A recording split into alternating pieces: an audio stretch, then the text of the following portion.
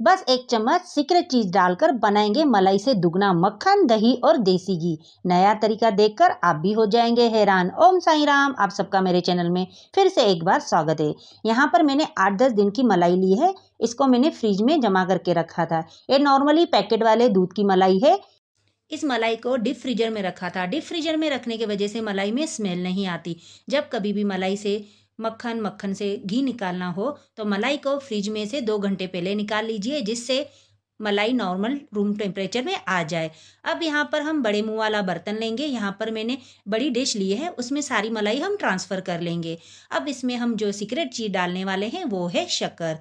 जब इस मलाई में हम शक्कर डालेंगे तो शक्कर से आसानी से मक्खन जल्दी निकल आएगा और उसी मक्खन से हम 2 गुना घी निकालेंगे। यहाँ पर कोई भी मिक्सर ग्राइंडर का इस्तेमाल किए बिना आज हम निकालने वाले हैं मक्खन। यहाँ पर मैंने 4 उंगलियों की सहायता से अच्छे से मिक्स करते हुए मलाई से मक्खन निकालने की प्रोसेस स्टार्ट कर दी है। अगर आप मेरे चैनल पर नए हैं तो प्लीज़ मेरे चैनल को सब्सक्राइब कीजिए। इसी तरह नए नए टिप्स और ट्रिक्स के लिए मेरे चैनल पर लगातार बने रहें। और ये वीडियो अच्छा लगे तो लाइक करना ना भूलें। यहाँ देख सकते हैं अब ये थिक हो गई है मलाई, और एक ही तरीके से हमें इसको मिक्स करना है जैसे कि मक्खन आसानी से निकल आए। ये जो अभी हम प्रोसेस कर रहे हैं ये बहुत ही आसान है। कोई भी छोटा बच्चे को भी आप मलाई से मक्खन निकालने के देंगे ना, वो खेलते खेलते इसे कर देगा। ये बहुत ही आसान तरीका है, इसे आप जरूर आजमा के देखिए। यहाँ देख सकते हैं मक्खन अच्छे से निकल चुका है और मक्खन में जो दूध था मलाई का वो साइड हो चुका है। यहाँ पर मैंने बर्फ लिया है। मैंने यहाँ कटोरी में बर्फ जमा के रखी थी। आप चाहें तो बर्फ के क्यूब्स भी ले सकते हैं, जैसे कि आइस क्यूब। अब हमने यहाँ पर बर्फ क्यों डाला है? जब भी मलाई से मक्खन की प्रोसेस होती है उस टाइम पर इसका टेम्परेचर थोड़ा सा हाई हो जाता है। जब हम मक्खन समेटने के लिए लेते हैं, इकट्ठा करते हैं तो आसानी से होता नहीं।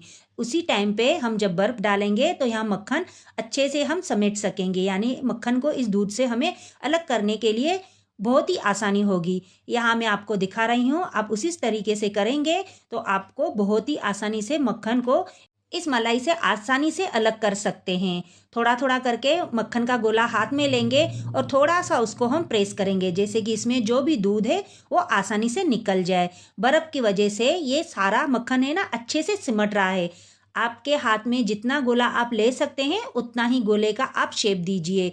अगर कोई बिगनर भी होगा ना, वो आसानी से इस मक्खन को आसानी से निकाल सकेगा। इसके लिए मैं यहाँ पर छोटे छोटे मक्खन के गोले बना रही हूँ। वैसे तो आप चाहें तो सारे मलाई का एक बड़ा गोला भी बना सकते हैं। आजकल के ज़माने में मिलावट का ज़माना बहुत है। कोई भी चीज़ लेंगे तो उसमें मिलावट भरी पड़ी है। 99% लोगों को इसके बारे में बहुत ही कम जानकारी है। इसके लिए अगर आप स्टेप बाय स्टेप इस मक्खन को और मक्खन से घी निकालने की प्रोसेस देखेंगे तो आप प्योर घी अपने घर में अच्छे से बना सकेंगे। ये देखिए कितना गोला परफेक्ट बन चुका है और ये पिघल भी नहीं रहा है। इस तरह थोड़ा थोड़ा करके हम सारा मक्खन साइड कर दिया है, उसको मैंने प्लेट में रख दिया है। इस प्लेट में जो दूध बच गया है इसे हम फेंकेंगे नहीं, इससे भी यूज़फुल हम चीज़ बनाने वाले हैं, वो मैं आपको बताती हूँ। तब तक के लिए मैंने सारे मक्खन के गोलों को साइड में तो रख दिया है। बिगनर्स के लिए ये तो बहुत ही आसान तरीका है मक्खन निकालने का, इस तरह छोटे छोटे गोलों से। अब ये छोटे छोटे गोले थे, अब इन सबको हम ट्रांसफ़र करेंगे एक कढ़ाई में।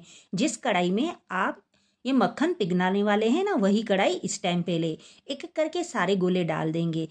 अब इन गोलों को हमें अच्छे से पानी से धोना है, क्योंकि इसमें जो मलाई की स्मेल रहती है वो निकल जाए। मक्खन को हमें पानी से ज़रूर धोना चाहिए। अगर हम मक्खन को धोएंगे, मक्खन से जब घी निकलेगा वो उसमें जो खुशबू रहेगी ना सौंधी सौंधी, वो बहुत ही प्यारी लगती है। और धोना भी बहुत ज़रूरी है। धीरे धीरे करके सारे मक्खन को हमें धो लेना है। इससे आप जब तक इसमें सफ़ेद पानी निकल जाए तब तक धो लीजिए। मैंने इस मक्खन को 2 से 3 बार पानी से धो लिया है।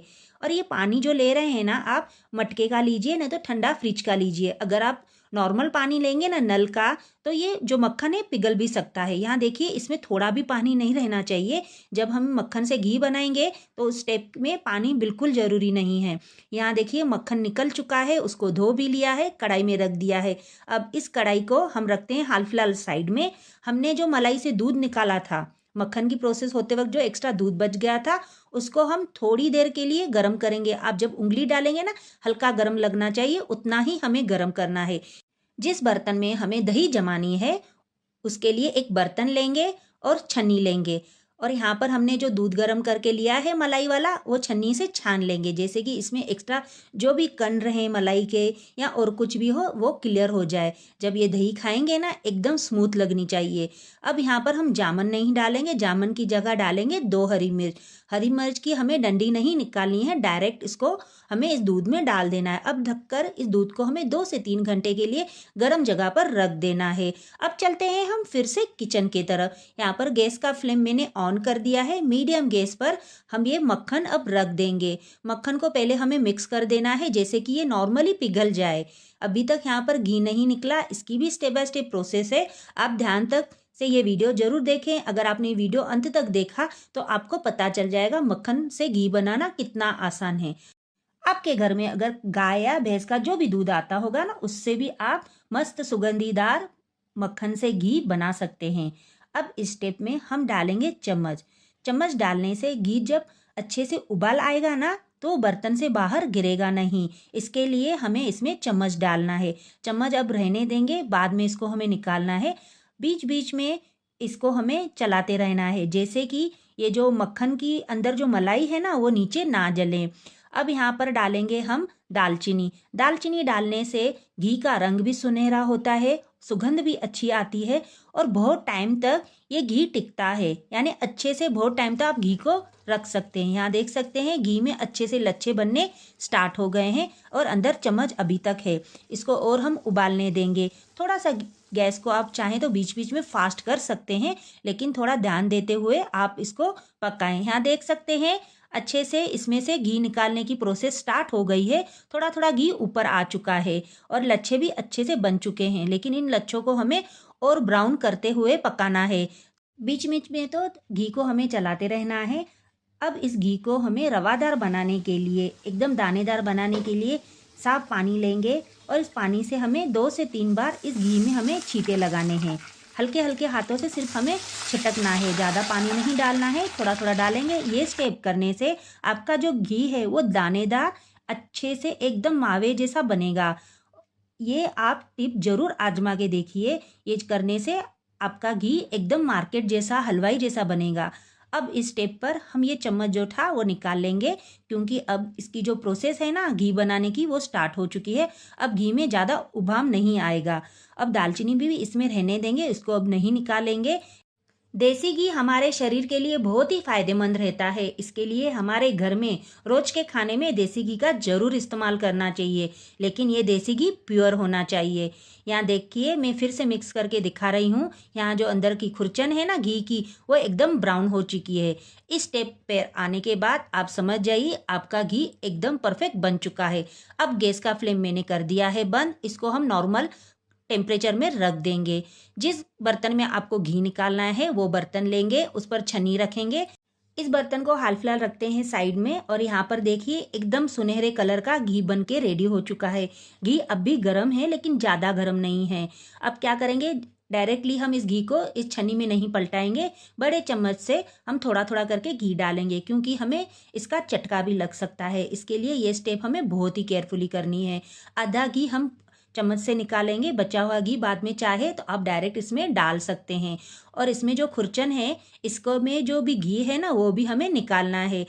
अब बचा हुआ सारा घी अब हम इस छन्नी में डाल देंगे। अब ये छन्नी में जो भी घी बचा डाल दिया है, इसको भी अब हम छानेंगे, क्योंकि इसमें जो भी घी रहता है ना खुरचन में बहुत ज़्यादा रहता है, उसको भी हमें ध्यान से थोड़ा सा प्रेस करते करते हुए छानना है। एकदम बढ़िया से प्योर घी बनके रेडी हो चुका है। देखते ही इसकी जो सुगंध है ना एकदम बढ़िया लग रही है। अब इस खुरचन से आप चाहें तो बर्फी मावा बना सकते हैं, लेकिन अगर आपको वीडियो चाहिए ना कमेंट करके ज़रूर बताइए, तो मैं वो नेक्स्ट टाइम ज़रूर लेके आऊँगी। अब चलते हैं दही के तरफ। दही भी देख रहे हैं ना कितनी अच्छे से थिक दही हमारी बनके रेडी हो चुकी है। कहाँ भी कोई भी इसमें कमी नहीं लग रही है, बस खाने की आपकी देर है। अब मैं चम्मच से ये दही निकाल रही हूँ, एकदम थिक जाड़ी दही बनके रेडी हो चुकी है और दही में भी एकदम दानेदार फ्लेवर आ चुका है। इसको भी आप बनाकर ज़रूर ट्राई करें। आपको इनमें से कौन सी स्टेप ज़्यादा बढ़िया लगी वो भी कमेंट करके हमें ज़रूर बताएं।